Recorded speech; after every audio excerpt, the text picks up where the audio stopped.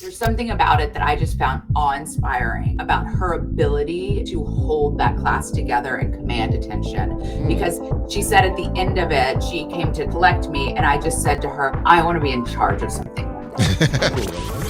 Welcome to Gen X Amplified. This is the show created just for you.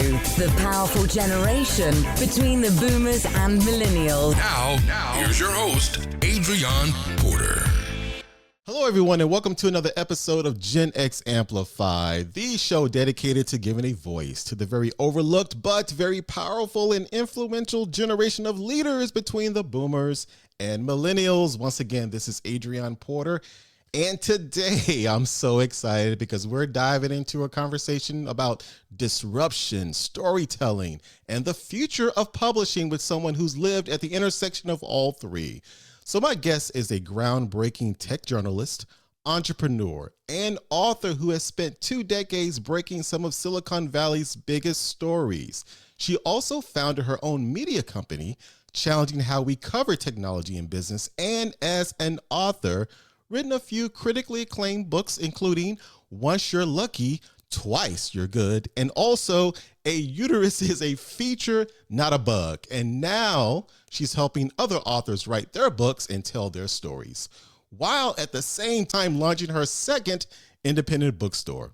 And here's the best part, everyone. She shares something very special with me, as we're both proud Gen Xers from Memphis, Tennessee, the home of barbecue, the blues. So without further ado, please welcome a truth teller, disruptor, and champion of all things underrated everywhere, the incomparable, the incredible Sarah Lacy. Sarah, how are you doing today?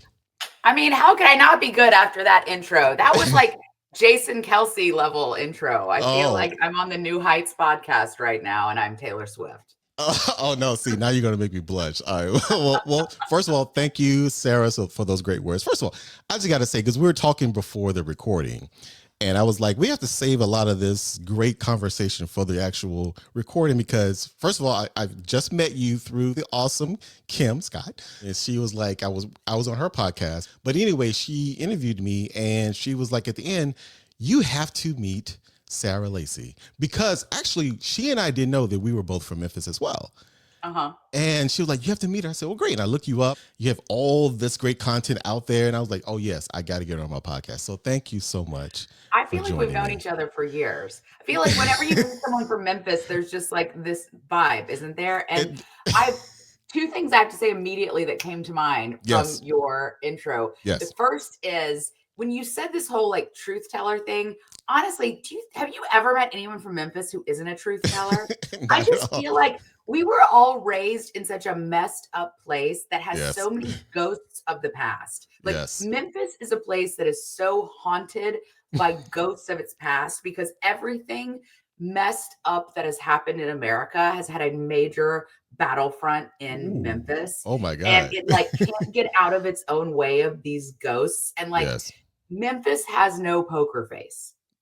Nashville's all poker face. Atlanta's all poker face. Like Atlanta's been the Silicon Valley of the South. It's been the blah, blah, blah. It's been, it's been Nashville. Nashville only took on country music when country music became cool. Like before that, it was like, we're not country. Like those places all want to be something that they're not, just to like move ahead. Memphis cannot not be Memphis. It's just Memphis. And it's like, of course I'm a truth teller. And Kim's like, no one from Memphis can ever not be a truth teller, because Memphis cannot not be Memphis. And that had never occurred to me until you said that. And I think that's why people from Memphis always immediately click, because it's like we all trauma bonded. And then second, I love it. This is amazing. Kim and I decided 3 days ago that once our kids, because you and I were just talking about having teenagers. Once our kids go to college, do you know what we're going to do? What are you going to do? We're going to walk across America.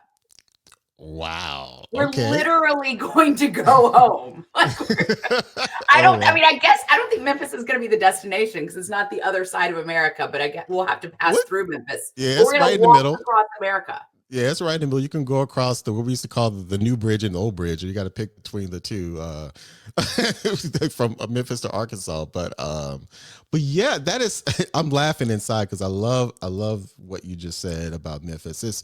I was born and raised there. I still have a lot of family that lives there. My dad and my mother, aunts and uncles. I have an uncle. Actually, part of my family is part of the ecosystem of Memphis. So my last name is Porter. So my uncle, David Porter, he wrote a lot of great music from Stacks with Isaac Hayes, for Sam and Dave, Hold On, I'm Coming, Soul Man.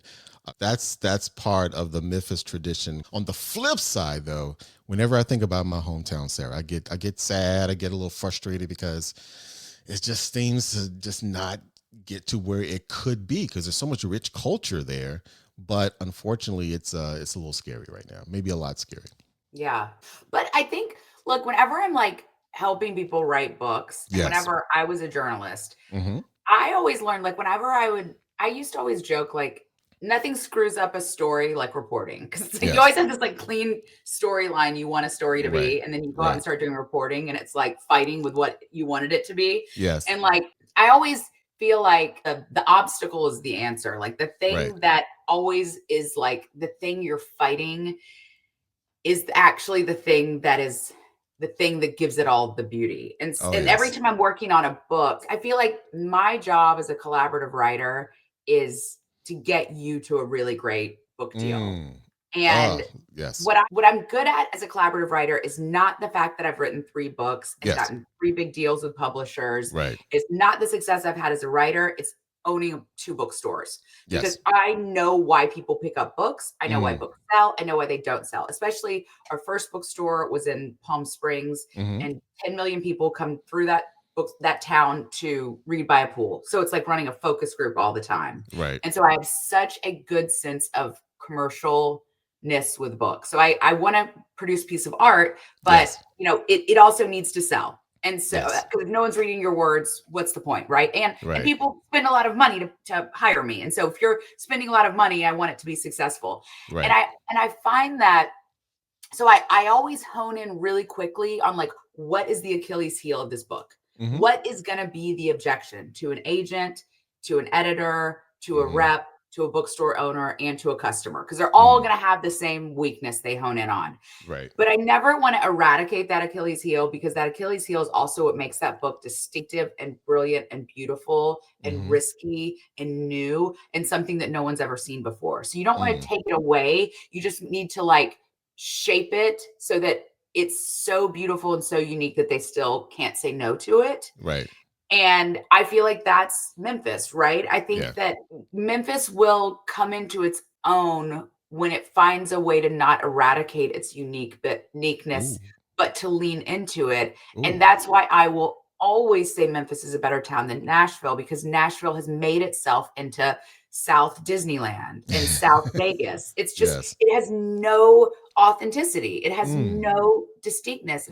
It's so whitewashed. So much of the South is Cracker Barrel, Pottery Barn whitewashed. And like, I will take the messy, distinctive authenticity of Memphis over that any day. And I always get frustrated being from in California. And, look, I consider San Francisco home now. And I'm sorry, come at me, everybody. I just do. And I have 2 queer kids and they cannot live in Tennessee. So San Francisco's home. But I am from Memphis. And those are like 2 distinct but parallel true realities. And I get angry because to people in California, when you say Tennessee, everyone thinks I'm from Nashville, and I am misidentified constantly as being from Nashville. And it makes me angry every time, because they're wildly different places. And I don't know how you could know me and think I'm from Nashville. Wow. Now oh my God, you hit on so many great points, Sarah, because I'm thinking about what you said, and we were talking about the book industry in Memphis. Somebody needs to write that book. Somebody needs to write the book about the pure authenticity, because my creative mind, my juices are flowing. Like I would even call it Melting Pot, which is a song by Booker T and MGs, which is on Staxy. And so I'm already going. So actually, let me be quiet for somebody steals my idea. But let's transition. Well, not I've transition. blown up your whole story out. You had a beautiful interview, and we were supposed to talk about books at the end of it. And I've blown it all up. This is what makes Gen X Amplified, and especially my guests like you, makes it authentic. So we're gonna get there. But that's great, I think, because I want to hear, what's top of mind and topical that you're passionate about. But we're gonna get there too, because you mentioned so many great nuggets about books, but you also mentioned the authenticity of Memphis. Now, speaking of Memphis, Sarah, what school did you go to? I'm just curious. What high school and college? So I went to St. Mary's. I went to school with him. So I went to St. Mary's from K through 12. Mm-hmm. And, just in case anyone is from Memphis, they're now like, oh, she was rich. I was poor. So my parents were both teachers. Yes. And my mom taught at St. Mary's, which is why I went to St. Mary's. So I was the youngest of 5 kids. Right. And everyone else went to Snowden. So I was the only one who went to private school. Wow, my cousin went to Snowden. Wow, then he went to Central afterwards. That's so interesting. Okay. Yeah, they went to Snowden and they went to Central. Right. I was the only one who went to private school. Wow. Okay, that's great. Yeah, I remember now Kim mentioning St. Mary's. So I went to Overton. I graduated from Overton. And then I went to University of Memphis and Vanderbilt. What college? I went to Rhodes. Rhodes. Yeah, and my dad taught at Rhodes. So really, I only went to schools my parents taught. It makes sense. Hey, what did you have to do? Speaking of Rhodes, I do remember, because I'm a film buff, they made Judd Nelson's movie Making the Grade was filmed at I Rhodes. Forgot about that until you said that. Come on. See, this is what I'm How talking did I forget about that? Making the Grade, because my cousin was actually in the film. There was a short scene. His name was Moses Peace. He played an old man in like the barn or something. He was talking to Judd. So that's why I remember the movie. And I'm a big... So Making the Grade, everybody, look it up. Judd Nelson, I'm one of his watching that earliest. because we have been in this like whole Brat Pack thing in our house. There we go. See, yes. We have recently gotten to be friends with this guy, Andy Mayer, who is the producer of The Breakfast Club. Oh, that's one of my favorite films of all time, by the way. He is amazing. So he's one of the people who is working on producing my partner Paul's book into a movie. And so awesome. I know. Wow. Yeah. Crazy. So Breakfast Club is one of my favorite films. Yes. Yeah. And Judd Nelson is part of the Brat Pack. Yeah. Yeah. And so then so my kids were watching The Breakfast Club. He also produced Better Off Dead, which is the most Gen X movie of all time. Yeah. And so anyway, we've gone down this whole rabbit hole, and then my kids loved both of those movies. And it's this fascinating thing where it's like, there is like this like Gen X, Gen Alpha high five over millennial and Gen Z. And so those two generations totally connect. Yes.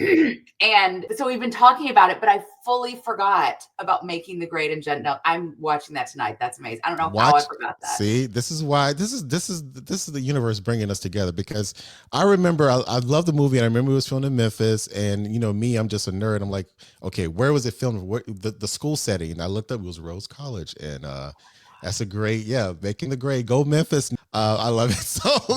So yeah, this interview may take a couple hours. All right, so Rhodes College. By the way, I live in an old Victorian in San Francisco, and my upstairs neighbor is from Nashville. I'm not joking. That is crazy. This is the feud that we have on a daily basis. Oh my God. So let's talk about. So we talked about Memphis, Gen X. Why do you feel that Gen X gets so overlooked for forever? I'm just curious.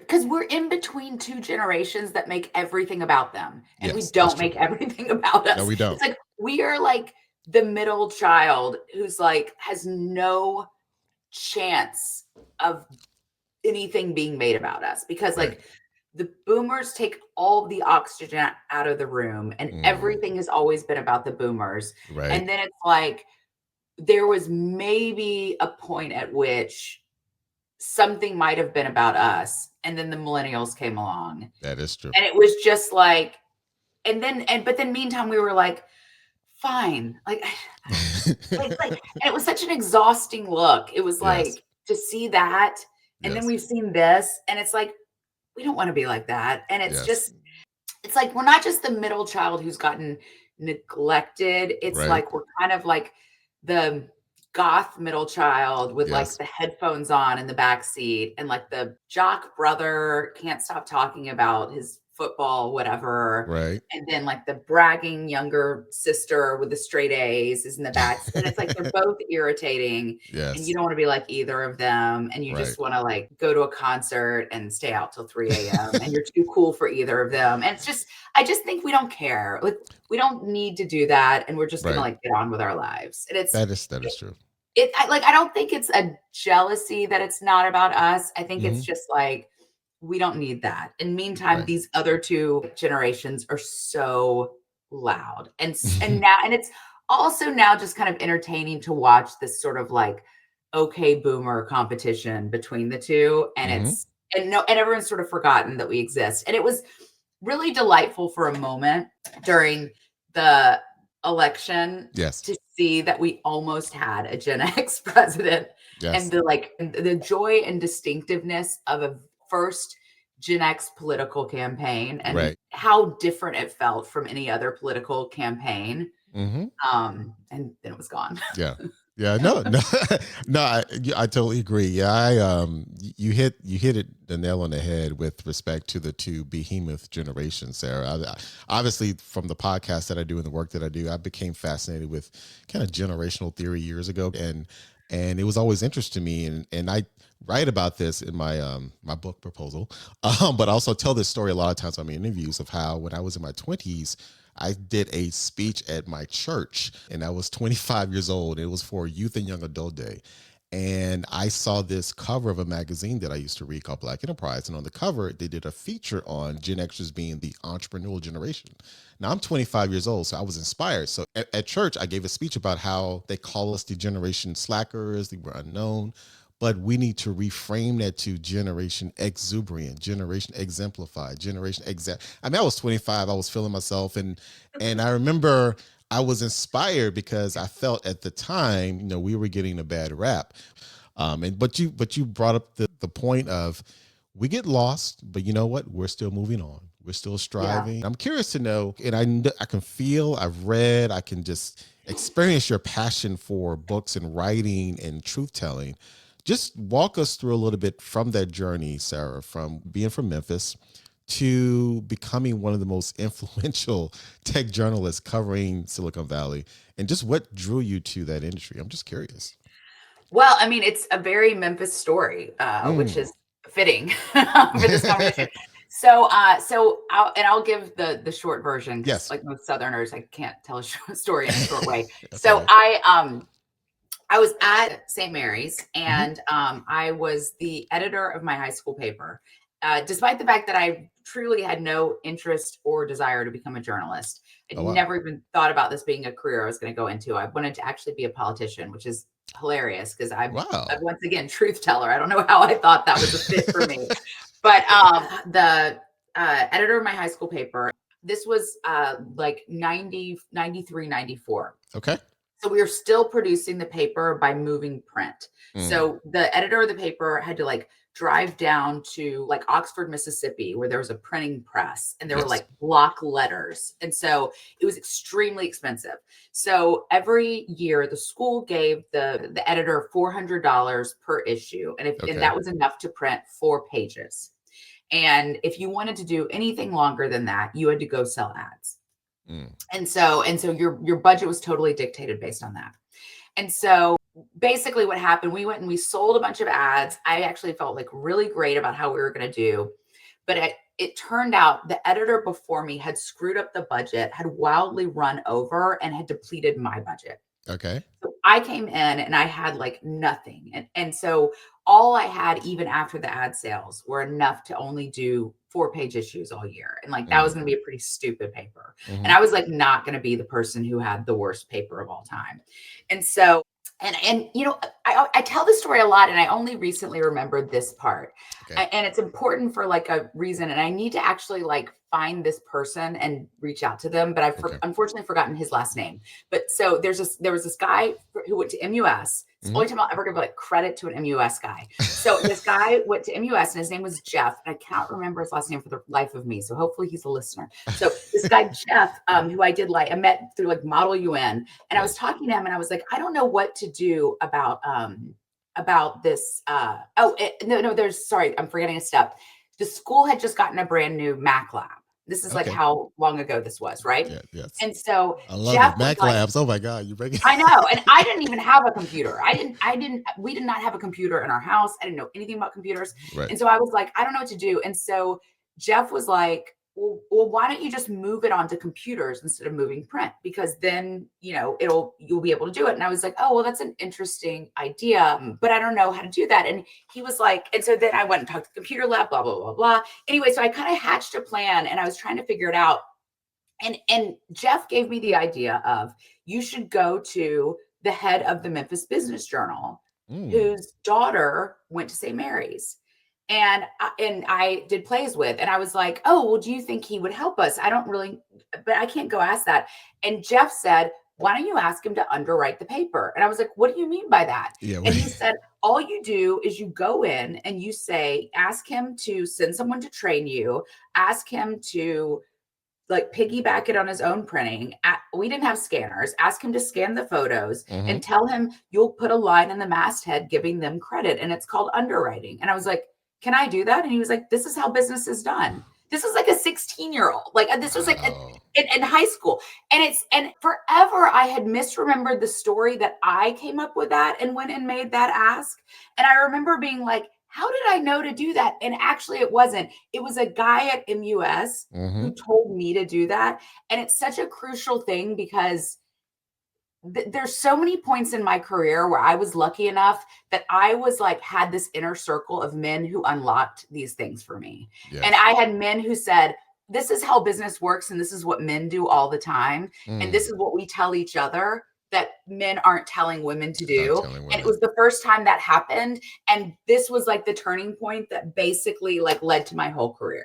And throughout my career, this happened again and again and again, where I happened to be in rooms where men would be like, oh, this is how business is done. And I think that's what doesn't happen for most women. And that's why most women don't end up in careers like I've been lucky enough to have, or Kim has been lucky enough to have. Wow. And it was that first moment, which I totally didn't realize when I was 17 years old. Anyways, that's basically what happened. I went and I saw Barney Dubois, one of the best entrepreneurs in Memphis history, who had built the Memphis Business Journal. And I made that pitch very confidently. And he said, okay.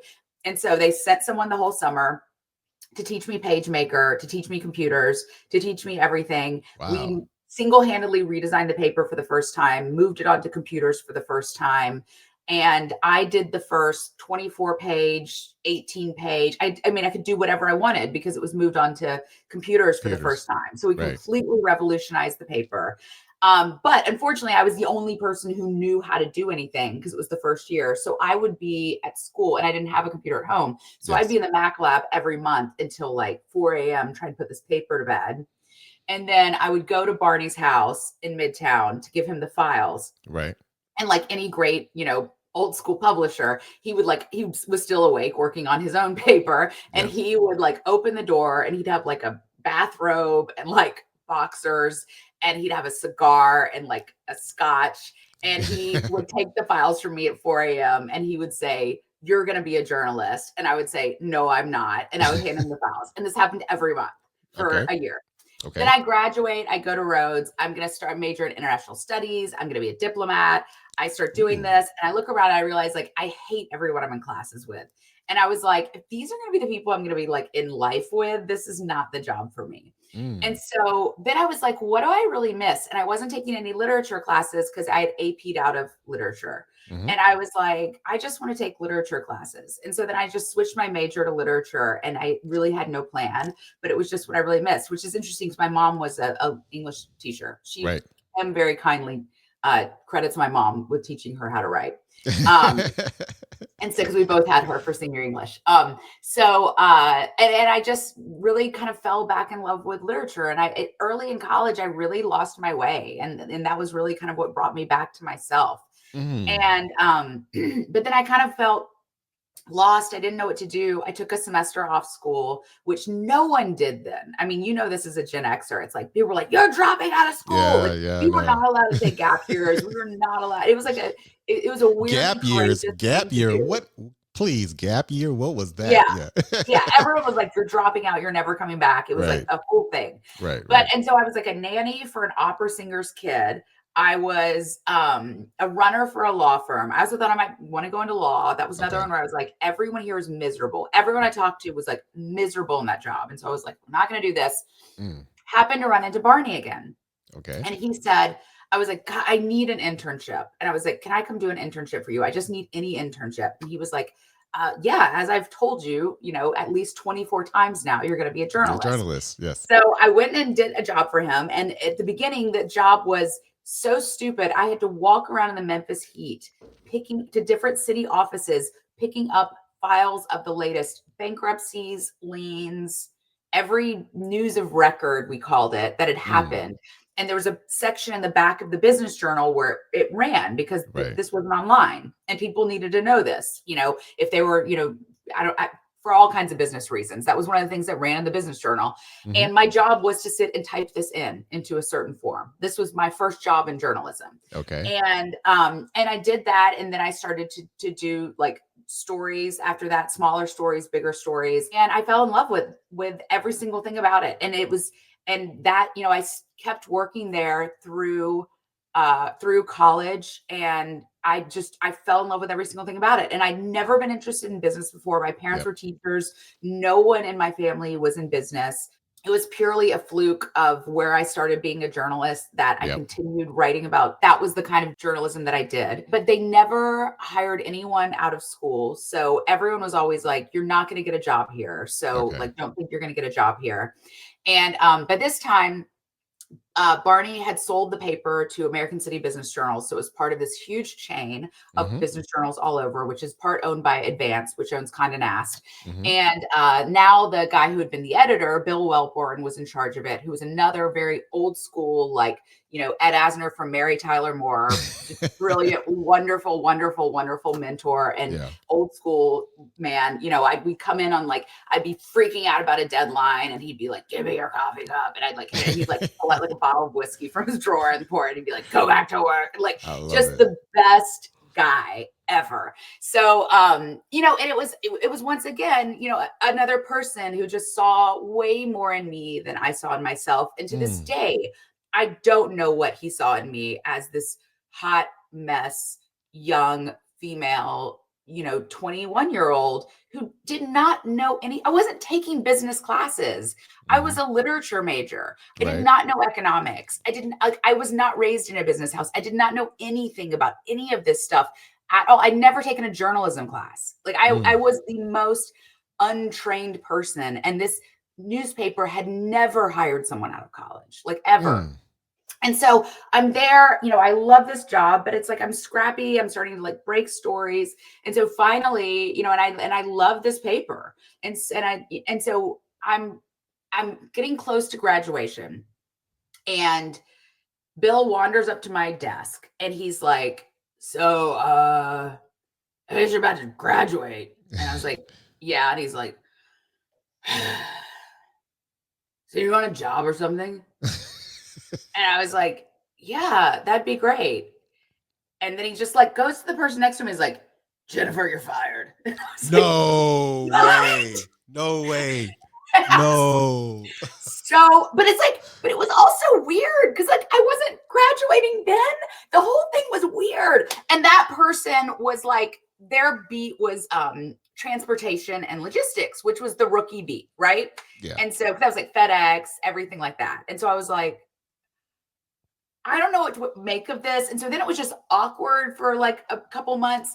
And so I realized I said this is gonna be a short story and I failed at that. So then he hires someone else for that beat. And so then I'm like, what the fuck is happening? Yeah, and so I'm so then I'm just I don't know what to do. I don't know what to do. Right. It was plausible that I would be hired for that beat. But there's there's literally no other job open. And so I'm like, what is happening?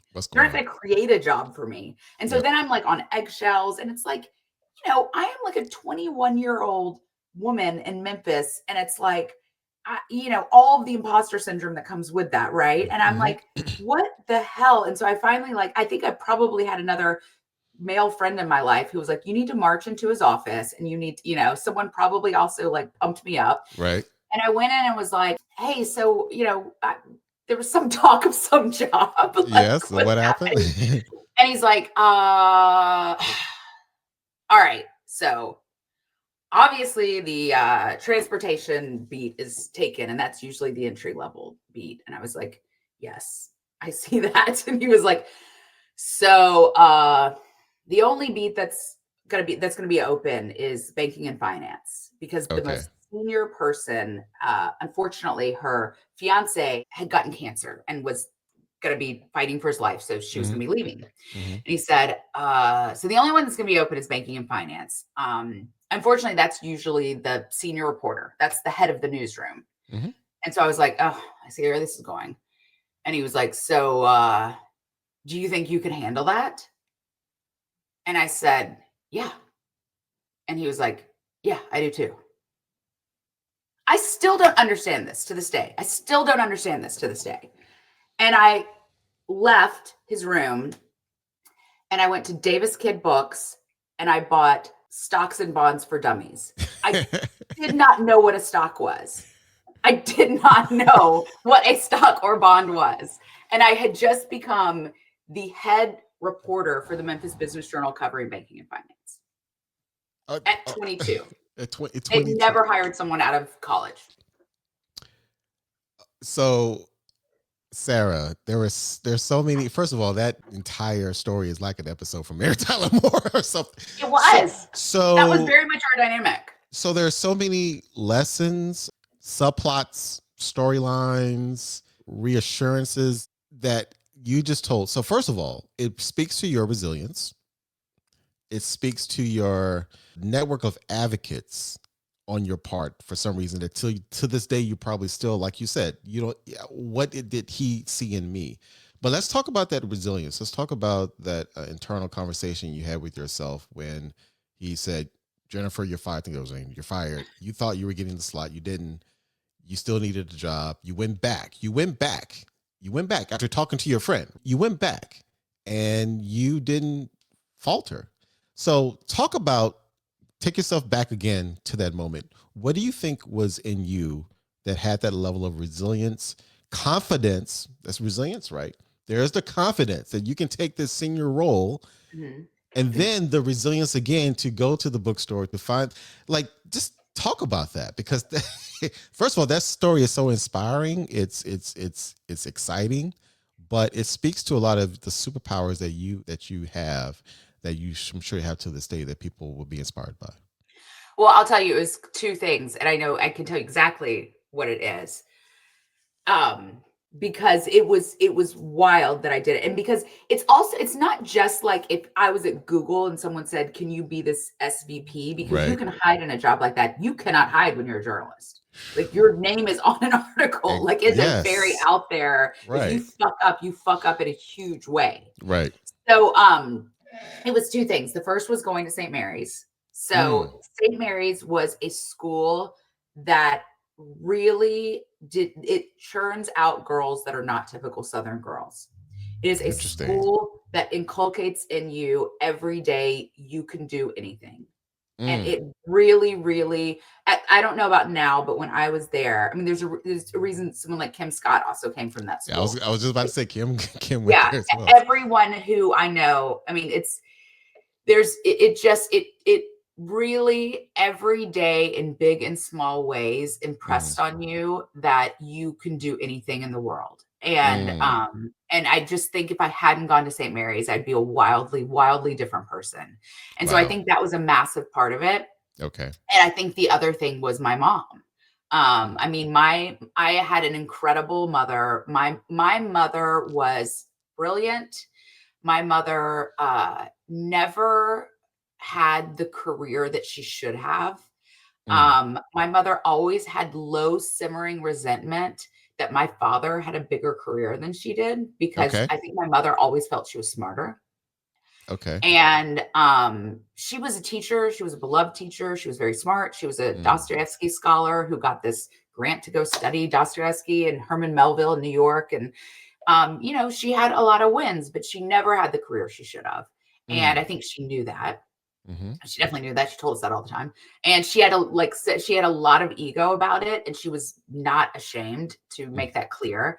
My mom was also very beautiful when she was young, but she was very irritated if people thought that was the sum total of her, which, for a woman in the South in the 50s was, I think, sort of a radical view. Yes. And so I think when I was growing up, and, people would try to, reduce me to being, an attractive girl, which could happen in the South. My mother was always very she always handled it in this perfect way where she wouldn't be either make too big of a deal about it, nor would she be insulting. And she would just be like, yes, you're attractive. That's the least interesting thing about you. And my mom always she just really had a way of lifting up my spirit and my individuality and my power.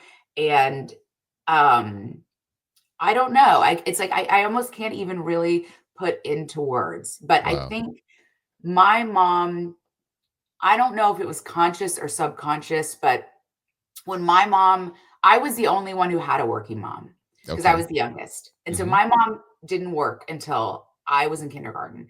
And she started teaching. And so she and I went to St. Mary's every day together since I was in kindergarten. And I have a very different relationship with my mom than any of my brothers and sisters. And I think it's because I had a working mom. And I think my mom wanted me to have what she didn't have. And I don't know that she even consciously knew that. But she tells a story of one day when I was sick. I had to leave school, but she couldn't take me home because she still had a class to teach. And so she brought me to the front of class, and I was like in kindergarten or first grade or something. And she was teaching senior English, and the students were doing anything to try to get out of learning. And so they were, there's a sick kindergartner. So they're trying to use that to distract and everything. And my mom has this very sort of quiet manner of holding her class together. And there was something about it. I don't remember this, but there's something about it that I just found awe-inspiring about her ability to hold that class together and command attention. Because she said at the end of it, she came to collect me, and I just said to her, I want to be in charge of something one day. Oh, I love that. Wow. So it was St. Mary's, and it was my mom. Shout out to you. And so you know what? I have every day. You had asked in your questionnaire that we've now blown up, what led me to start Pando. And the thing that led me to start Pando was my job was given away. I was supposed to be editor-in-chief of TechCrunch. My job was given away by Ariana Huffington when I was in labor. And so then I came back, and they were trying to give me when they realized what had happened, it was sort of a mix-up, but they still didn't give me my job back. But they were offering me any amount of money and any other job I wanted in the company to stay. And I took so seriously my job as my kid's female role model because of what my mom had meant to me. That is why I started Pando. I had always had opportunities to start companies and always kind of found a way to talk myself out of it without telling myself I was talking myself out of it because I was scared. But I kind of was. And it was having my kids that gave me the courage to do it, because I took so seriously being their female role model because of what my mom meant to me. And so when on maternity leave, I took Eli, my daughter, and she and I went up and down Sand Hill Road and raised $2.5 million to start Pando. What? And it's like, people are like, this is the only time I've had a baby in a pitch meeting. I mean, and it's like, I literally went up and down and raised the money to start Pando. And I tell both of my kids every day, my words bought our houses. Because I think the power of words are just so important. Wow. Sarah, I literally have like my hair standing up on my arms from listening to this. You're a great storyteller. I love stories as a storyteller myself. So first of all, okay, shout out to your mother. What, if you care to share, what's your mother's name? Carol. Okay, shout out to Carol because she is definitely a pillar in this conversation. To you, to Kim, now to me. Like, I wish I would have taken that class and been inspired and gotten sick and sat in front. So Carol, kudos to Carol, superwoman, and Eli, your daughter. What's your other child's name? Clara. Okay, I can't forget about the other one too. Sand Hill Road with your baby.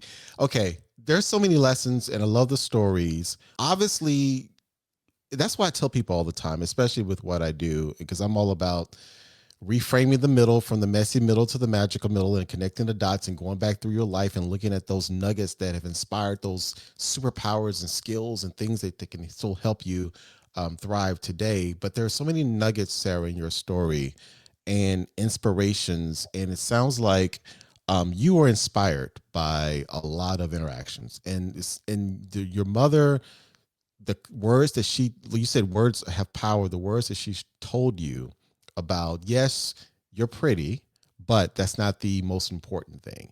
But you witnessed beyond words how she handled her class, the decisions she made, that influenced you, and then Eli is obviously will remember forever the things that you are doing. So, we're talking about these stories. You launched the business. You now launching the bookstore. You helping writing books. Let's continue this journey, Sarah, of this independent, truth-telling superwoman that you are. When did you start? What made you start writing books after you've written articles and journalism? And what made you want to be an author? I mean, well, when I got to Silicon Valley, yeah. I was working at the Silicon Valley Business Journal, and which is also a fascinating story, but I will not derail us on that one. And I was then like a, tiny fish in a big pond. Right. And, cause that was definitely, I was the lowest totem pole covering Silicon Valley. I was covering venture capital. And I was living in San Francisco. I had to commute down to San Jose. So I would commute on the train every day. And I would, I knew my dream was to work at either the Wall Street Journal, Fortune, or BusinessWeek. Okay. And I wanted to write a book. And I wanted to write a book like a Michael Malone or Michael Lewis style narrative nonfiction book about tech. And that was my dream. And I wanted to write at those papers. I wanted to do a magazine cover story, and I wanted to write a book. Okay. And that was my ultimate end of my career dream goal one day. And I really worked every single day towards that goal. I mean, every day. So I subscribed to every business newspaper and magazine, and I read them cover to cover. I had every narrative nonfiction book, and I read them cover to cover. And I would, these like heavy bags, and I would take them and I would read them on the train back and forth. I remember Michael Malone's Infinite Loop is the best book written on Apple by Michael Malone. Yes. It's like this thick. And I remember flying to New York to see a friend on a red eye, and I was up reading it like it was like the best like romance novel. Like I just loved it. And it's like I just devoured everything. And I made like notes of like, why was this lead so compelling? I couldn't stop looking. Like I would like dissect it the way when I was a literature major, I would think about like James Joyce, Yes. And I just devoured everything. And then by the same token, I went to everything, any dinner I was invited to, any stupid conference. I remember once making a pitch for my editor to send me to like the Goldman Sachs something investment conference in Palm Desert. That's probably the first time I ever went to Palm Springs. Yes. And they like could barely afford it. And so I was like, I will fly into LA. I'll rent a car. I'll drive there. I'll stay at the Motel 6 down the street. I don't have to stay at the hotel. And they like relented. And it was ridiculous. And I remember meeting Mark Viverka from Barron's, and he was like looking at this whole thing, and he was like, I have never seen someone so dedicated to tech reporting. He was like, you were going to be a superstar one day. And I would always encounter these people who were just like, I don't know who is going to poach you, but they're going to be lucky. And I'm like, okay, tell your fucking boss I'm right here. And I was like, I did feel like, man, I put in the years waiting on this call. But I felt like every day I was writing amazing stuff, but I was not writing for my bosses. I was writing for the bosses I wanted to work for. Okay. I could have done much easier work and earned that paycheck, but I was like writing for like the bosses that I wanted to work for. And I was killing myself in that job. I mean, I was working so many hours, and it's like, but this is how I built the network I did. This is how I was, first met Mark Zuckerberg when he was 19. It's like, this is how I built like it's just, but it's like, this was like the hours I put in. And I remember once I went to this dinner, they would always have, back then people used to do these like media dinners, and I was late to one because I was like driving up, and Ray Lane, who had been the COO of Oracle, who was now a partner at Kleiner Perkins, it was a media dinner because he was there. And this was like right after the .com bubble. And so everyone was like triaging their venture capital deals and trying to figure out like who from their portfolios they were going to cut. So I came in late to the dinner, and like my name tag had been moved because they thought I wasn't coming. And it's like a small dinner of journalists. And it's like everyone there is from like the Bloomberg, Wall Street Journal, these big publications. I must have been a seat filler. I don't know why I was on the list. Anyway, so I was like, came in late. I sat down. And Ray Lane is there. He's like this huge name in the Valley. He's pontificating about something. Someone asks him a question about triaging portfolios. And he's like, well, that's not how we think about it at Kleiner Perkins. Every entrepreneur is special. And I was like, I'm just going to interrupt you there. I don't buy it. And he was like, excuse me? And I was like, I don't buy it. You were investing in this time. These were the game on the field. This is the game on the field now. These companies no longer have this market reality. So I think anyone who's saying they're not triaging a portfolio is either not adjusting to the market reality, so you're stupid, or you're lying. Which is it? Wow. And he looked at me like, and everyone at the table just turned, and he looked at me like, who the fuck are you? And it's like, so like, once again, I don't know who I thought I was. Right. But the person who was organizing it was Margaret Windwalkers, who was one of the most famous PR people in Silicon Valley, wound up being like the person who created Andreessen Horowitz brand. And like she was the head of Outcast, which was the most influential PR thing. And after that, she made sure I was invited to every media dinner. And she was like, you are the best journalist I have ever seen. And I don't know why you're at this tiny publication, but you're going to be somewhere huge. And I'm going to make sure I am on your side, and I'm at every media. So it's like, I just kept showing up, and I kept showing up and showing up and showing up and showing up. And, if you work long enough, hard enough, So finally, someone was BusinessWeek had an opening. And so someone who knew me had a friend and was like, okay, you've got an opening, and this person is like the hungriest reporter. And this was after the .com bubble, no one had hired anyone. They had not made a hire in their bureau in 5 years. Yes. No one was hiring anyone. And so this was like the one job, right? So like it came down to me and another person, and we beat out 60 candidates. Like, this is before blogging. There just weren't jobs. Right. And all of like the industry standard went under there were all these publications that went under. And so anyway, me and this other guy beat out 60 candidates. Okay. And so we flew to New York to interview for the job. This was a 9-month interviews process. 9 months. Wow. Yes. Is that typical for that? It was a really big deal. Journalism was really working on a national magazine was a very big deal back then. Okay. And it's like, imagine like Sarah's been dreaming of this for years and working towards this for years. Right. So I fly to New York. It's also my first time in New York because I grew up poor, and I'm so podunk at this point, And so, anyway, so I fly to New York. I go to like interview. I go to Rockefeller Center, which I've like seen on TV as this kid forever. So I go to interview the head of BusinessWeek, all of these editors. It's me versus this dude. And it's like, of course, anyway, so we were like, I'm just like sweating bullets. Right. So finally, one of my next to last conversations, I'm about to get married, by the way. The head of correspondence comes and sits down with me and says, okay, what I'm about to ask you is illegal, but I'm going to ask you anyway. And I'm like, great start. And he says, I understand you're about to get married. Are you planning on having kids?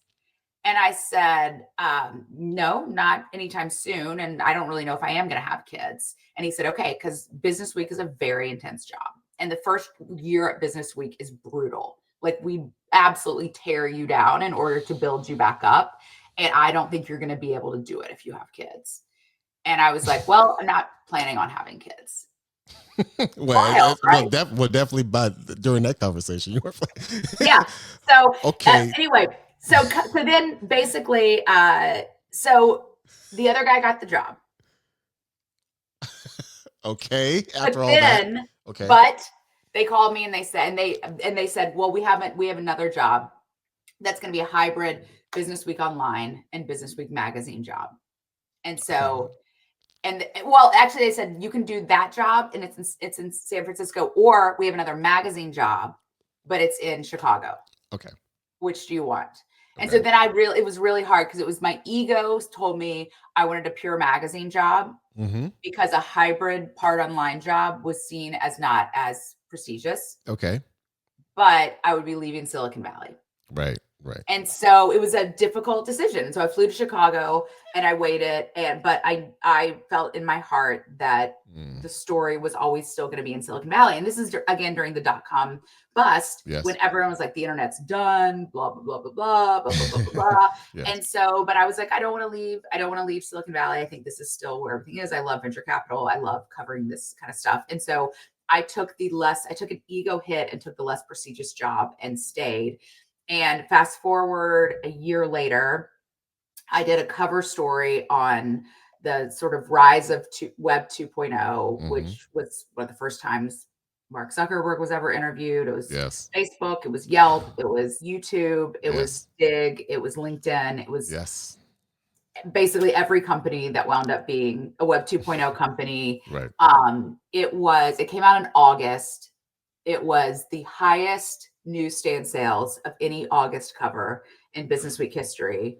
Second most hate mail of any cover in Business Week history. The most was this black cover that had the Apple icon that said the death of an icon. That was the most hate mail. So I got the second most hate mail.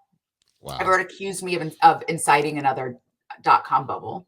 And I was the first time I was the target of a huge online angry mob, which was intense. And but after that, I got a call from an editor at Penguin Random House, and they said, "Do you want to write a book?"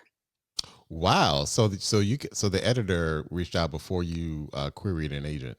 Yeah. So that's what happened. So I went from 3 years slogging. My dream is never going to happen. No one's going to hire me. 9-month interview process, didn't get the job, step down, online job, to a year later or 2 years later, cover, book deal. It all happened. The thing that was my forever dream. That was your dream. That was your dream. My forever dream was to do a cover and get a book deal. Right. And within 2 years, it happened. And not only that, it was literally like, it was like the second biggest book deal anyone from Business Week had ever gotten. It's like, I didn't only do it. It was like, and I was like, I was 28. So it was like, I quit Business Week. Yes. Because they were like, because they would only give me a 6-month book leave. And I was like, I am not fucking this up. Yes. This is my first book. They've paid me a ton of money and I have to do this right. And by the way, every man in my bureau was getting paid more than double what I was getting paid. Like, yes, I had gotten this job, but I was not being treated fairly at all. And so I was like, so now that I had like kind of proven myself, I was like, okay, let's talk about the situation. And so I left. But it was wild, but it was like never going to happen. Yes. And then when it happened, it was like a tsunami, but it was because of every minute of my career up until then, I was getting ready for that moment. We definitely need like a part 2. Because I know, I'm sorry. It's not answer question, sure. No. This is so perfect. So was that deal for Once You're Lucky, Twice You're Good? That was Once You're Lucky, Twice You're Good. Okay, so everything, I mean, you're right. Everything that you had envisioned and dreamed worked out. The book deal, the editor, and then that started for, you wrote another book after that. Uterus is a Feature, Not a Bug. No, so the other one was Brilliant Crazy Cocky. That's right. Oh, my apology. That's right. Okay. That's right. Yes. And so that was the one no one wanted me to do, by the way. Talk about ego hit. So why was that? Why did you do it? So Penguin had the option on my second book. I had this great idea for Brilliant Crazy Cocky, which was I was going to spend 40 weeks traveling through emerging markets. Because at this point, people were talking about BRICS, people were talking about emerging markets, but all I was seeing reported was about like outsourced call centers. Like Thomas Friedman had written The World Was Flat, but like no one was really talking about entrepreneurs in these countries building things for these countries. It was sort of very US centric. And I was like, publications had cut back and didn't have like bureaus and this. So I was like, everyone's talking about these huge populations and these huge economies, but I'm not seeing any stories about what entrepreneurs are building in those countries for them.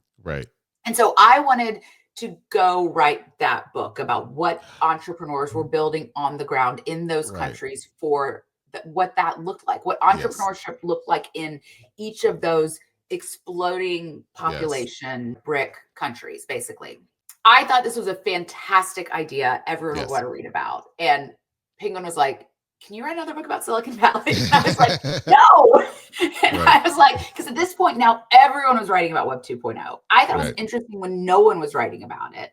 And I was like, now everyone's writing about it. Who cares? Everyone can write that book now. I only wanted to do something that no one was doing, right?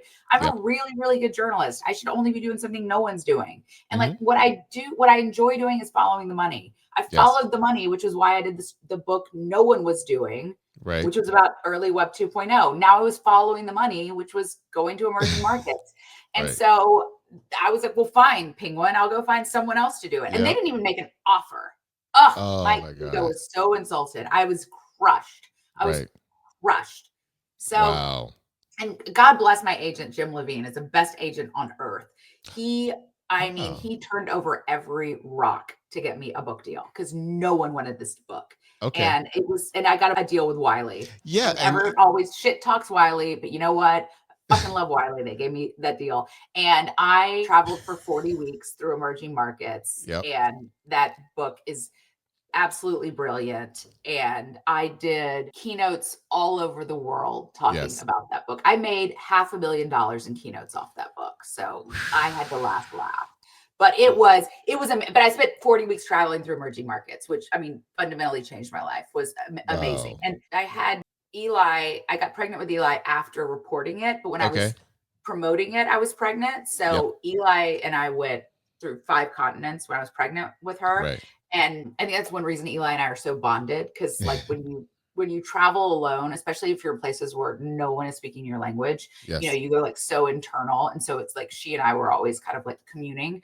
And then A Uterus is a Feature, Not a Bug opens with the story of Eli and I got kidnapped in Nigeria when I was 5 months pregnant and taken by a vigilante gang and tried and then released. So that was our first experience. We need more. I need an interview with you for each of your books. And my apologies for forgetting. And I don't know how I forgot about the Wiley book, because that was actually and for those of you, make sure you subscribe to her newsletter, because she actually wrote about called the least interesting part of any book deal, and she talked about that second book deal, which really drove you to really generate a lot of revenue. But a lot of times people don't realize, and you can speak to this more fluently than me, because I'm trying to get a book deal, but you really don't make a lot of money from books unless you are a celebrity. You make your money based on your deal from if you're a speaker or a thought leader or what have you from those projects. So and kudos to your agent too. Great agency. I'm very familiar with them, by the way. And again, like that, once again, you know, I didn't even realize how good of an agent Jim was. Wow. Because I was, and it's like, it was because I did that cover and because Yes. Penguin called me, and then Right. I was like, well, I guess I need an agent. Yeah. And I asked around and someone's like, well, Jim Levine's the best agent. And I called, and it was like, I was so naive at the time. I'd be like, Jim is like Satya Nadella's agent. Jim is like, I mean, like the list goes on. Like Jim is basically an agent to every superstar. And it's like, it's absurd that he's my agent. I mean, I only had the experience of working with Jim. And so I kind of think all agents are like Jim. Right. But now that I've been helping other people write, I mean, I always send everything to Jim first because he's the best. But like, and he's represented two of my authors, but other ones, he hasn't. And so I've experienced other agents, and like other agents are not like Jim. I've definitely, even some big name agents, like they don't always have their author's best interest. They do not always work the same way. I've been like, I've been shocked. I have been shocked at even very big name agents, like how they operate. I'm learning a lot in this process, and I'm new to it. I have a real issue with these agent houses that have their own writers in house. Yes. And these agent houses that have their own, like, and I know people who are this, and it's like, I don't think they're unethical. And like, I'm not trying to say that it's scammy. Yes. But I just personally think that it is in the author's best interest, if they're working with a writer, it is in the author's best interest to have that writer be separate from that agent. And I've had people say to me, you should be an agent. Like, you are such a good deal maker. You know people in this industry. You should also be an agent. And I will never be an agent unless I stop being a collaborative writer. I think it is really, really important to have them be distinct. And I know when I get to the point of getting a proposal done, I am way too close to it to do a good job as your agent. Like, I know that with every fiber of my being. I know I would do a disservice to you selling this. And all we should be doing is serving the author. Okay. That is all we should be doing. If you are paying us as an agent. Like anyone in the ecosystem. Got it. The editor, the agent, the writer, we all need to be serving the author, because we're all making money off the author. Right. We're all making money off the author's talent, name, idea, work. We all serve the author. Yes. So we all have to be acting in the best interest of the author, because this could be the only book they ever do. We can all work on 1,000 other books. Right. But this may be their only book. Right. And that has to be sacrosanct. Yes. We can't lose sight of that, because this is what we do all the time. This could be their only book. Yes. And I do not serve that, representing them as their agent, if I'm their writer, because I'm way too close to it by then. Right. And their agent needs to be able to say, I don't know about this. I don't know about this. I don't know about this. I don't know about this. And if they have the bias of, I really want my internal writer to work on this because I want to make more money. Yes. They're serving themselves. They're not serving the writer. Interesting. It's just, even if you don't want to be conflicted, I don't know how you're not. It bothers me. And I know why people do it. I know people do it because it's really hard to know you're going to make enough money as an agent, because 6% of books get deals. Right. 6% of proposals get deals. Yeah. And so it's like, you got to feed your family. I get it. Yes. But again, that's not serving the author. That's serving you. So be better at your job. Yeah. Be better. And I've heard great things about Jim Levine. And actually, I think a few people that I've interviewed had him as an agent, and just the agent, Daniel, Jim. So Sarah, talk just as we closing in, I want you to talk about this new bookstore that you're doing. We've got to get to the bookstore. Yes. Talk about your bookstore. I would love to hear more about it. Oh my gosh. I don't know how I'm going to do this in 10 minutes. The bookstore is absolutely wonderful. And I'm telling you, like, anyone, if you feel at all like the world is a terrible place, yes, go to one of my bookstores. Ooh. It is the most delightful, feel good place on earth. I mean, and we opened this our store in Palm Springs 3 years ago on Black Friday. Had the idea in August. Opened it on Black Friday. Everyone thought that was absolutely insane and wouldn't happen. Somehow we did. And it was immediately profitable. It did well. There were some ups and downs because we underestimated how terrible Palm Springs summers would be for business. But we experimented. We tried a lot of things. Palm Springs is an awesome market to test things out in because it's only 40,000 people live there. But as I said earlier, 10 million people come through there to read by pool. Right. So you get this kind of constant focus group. So we probably wasted about $100,000, which as a small business sounds terrifying. We kind of come from a startup background though. And that's like, a month's burn rate at one of our previous companies. And so, if we think of it that way, it's less eye-watering. Yeah. But we did that and we learned so much. And we tested so many different things trying to figure out like what would create in our mind the perfect bookstore. And we really perfected the model. And so then publishers were stunned. There had not been a bookstore in Palm Springs for 10 years. Oh, wow. 10 years.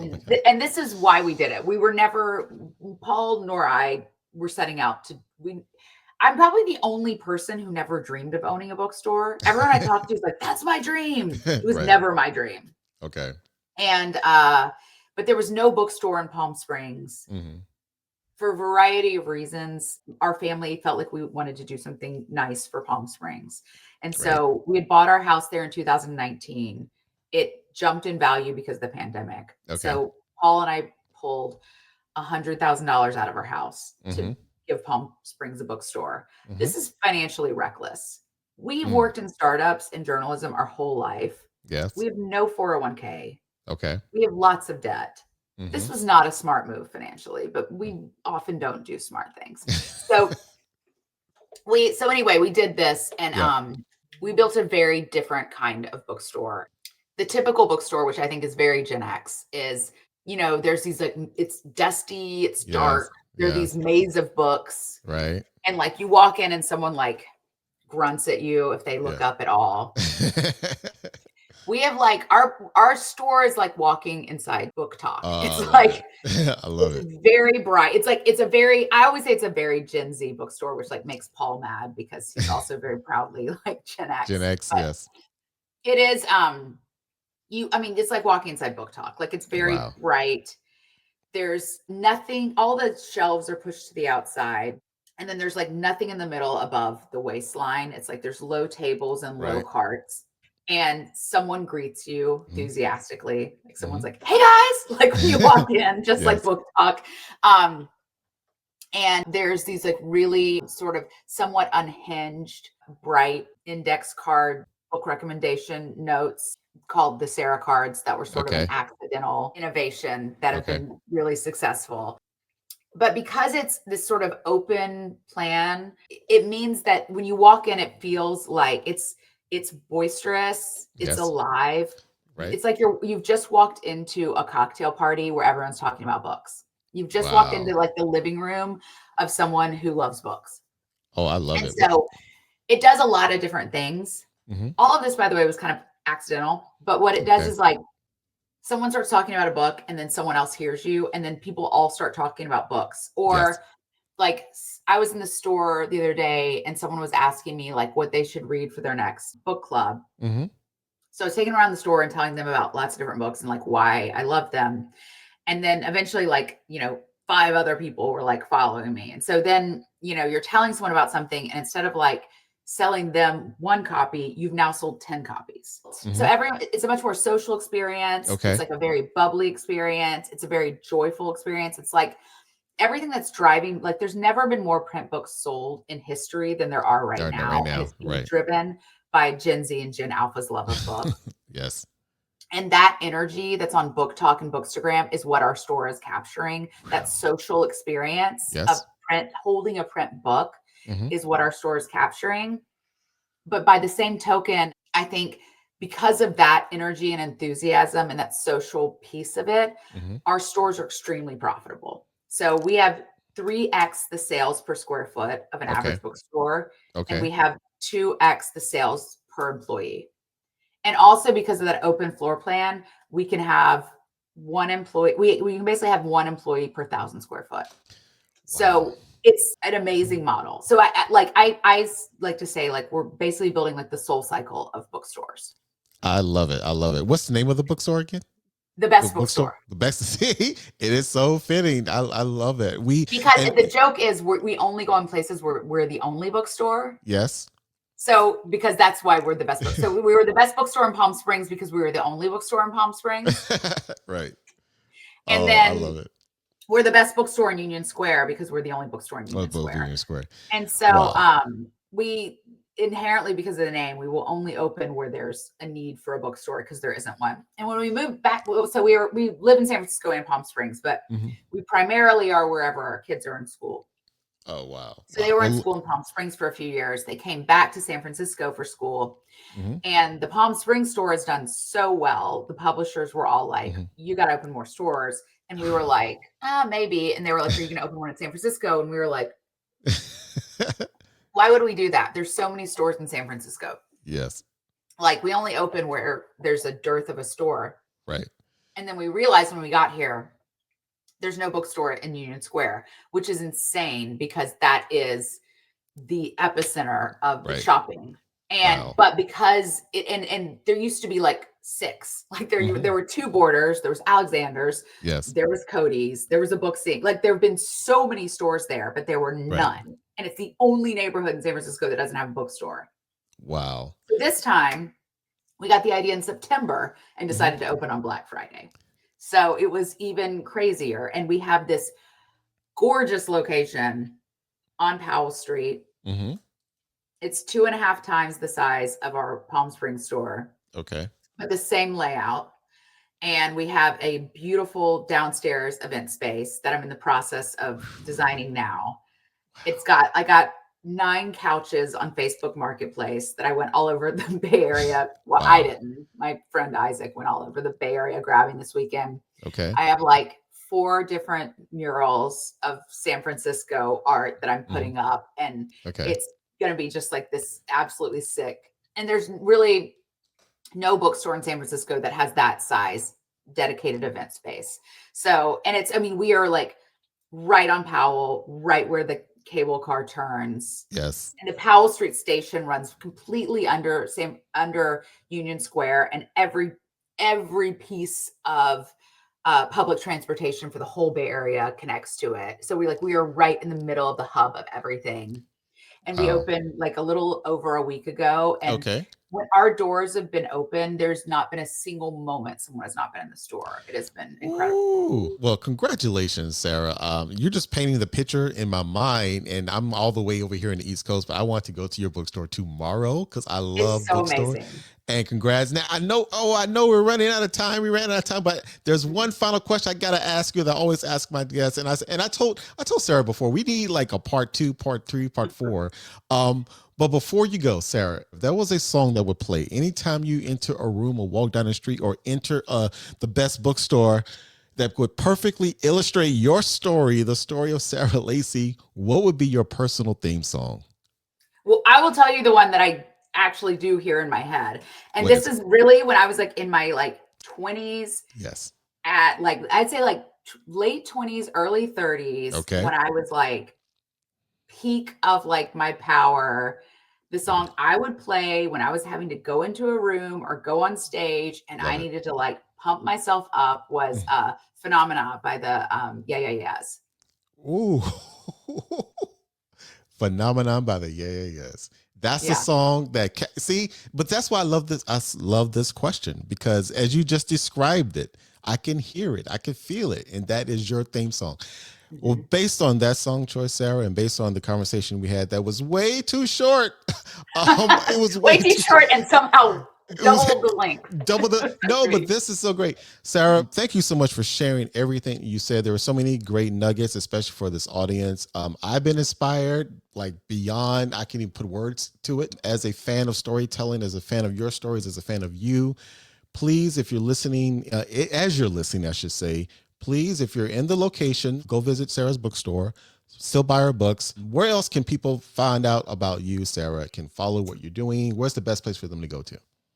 Well, so I think on Business of Business Books is my newsletter about that I sometimes write about writing. I think if they go to saralacy.com, that's probably everything there. Or Easy peasy. LinkedIn, Instagram, all the things. Best Bookstore Corp on Instagram is our account for the store, which often has really unhinged Instagram lives by us and our adventures in the store, which sometimes get extremely soap opera and dramatic. Like in Palm Springs last year, it was fascinating. We had everything is dramatic in Palm Springs because it's a town of both retirees and 40% gay men. So nothing undramatic happens in Palm Springs. But last year we particularly had this when someone sabotaged the air conditioning on the roof of our building, and our landlords refused to replace it and tried to make us replace it, even though that's wildly against our lease. Yes. And so instead, Paul and I worked in the store for 10 days without air conditioning in Palm Springs. So it was like 20 degrees above the state's legal temperatures for work conditions. Okay. And we live streamed it every day to shame the landlords publicly until they caved. And it was covered by every news station in Southern California. It was the biggest spectacle on earth. Like our